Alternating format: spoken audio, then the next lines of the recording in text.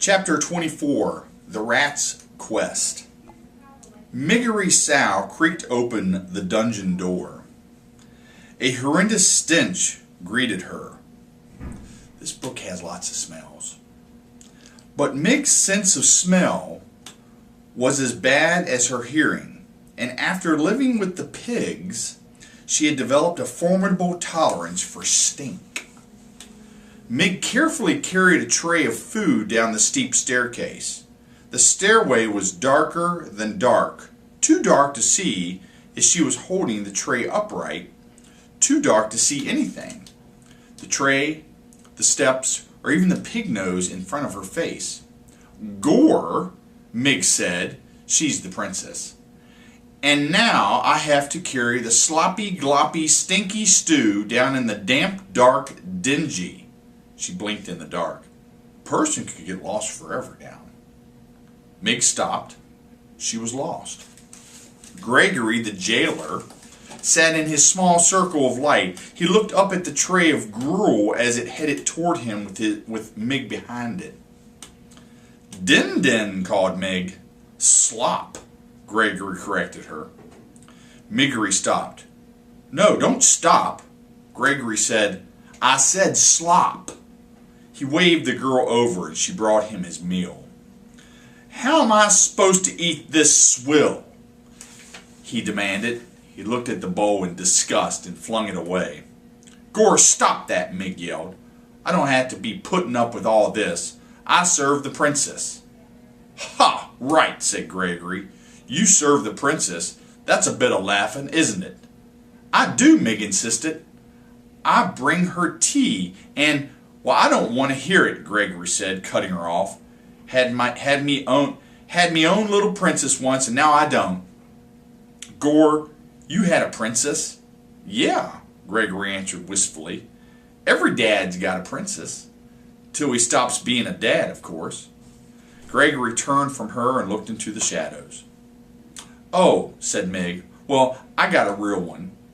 And she's got a tiara. And fancy robes and shiny bits all over every frock in her closet. And I get to see her every single day. Now, at that point, Gregory was well past listening to Mig. He was lost in his own thoughts of regret and longing. But there was someone who was listening very closely. In the shadows, Roscuro listened to Mig's every word. When Roscuro returned to Despereaux, in the hiding place, he was a different rat. He was a rat with a quest. What kind of a quest? Despereaux asked him. To right a terrible wrong, said Roscuro. Standing in the shaft of light, the rat seemed taller, more powerful. But who did you wrong? Despereaux asked. Roscuro looked back to him, took a deep breath, and glanced at the light. After a moment, he motioned the mouse over. Okay, Roscuro whispered. Do you know how they banished the rats? Sure, yes, said Despereaux. Well, it wasn't all the rats they were mad at. It was because of one rat in particular. Roscuro stared straight at Despereaux, but did not say a word. After a moment, Despereaux got up. You, he whispered. Roscuro said, nodding.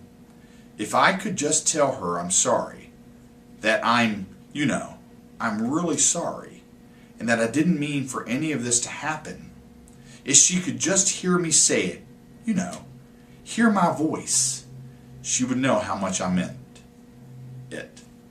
The mouse nodded and placed a small paw on his friend's shoulder. That is a very noble quest indeed, Despereaux said solemnly.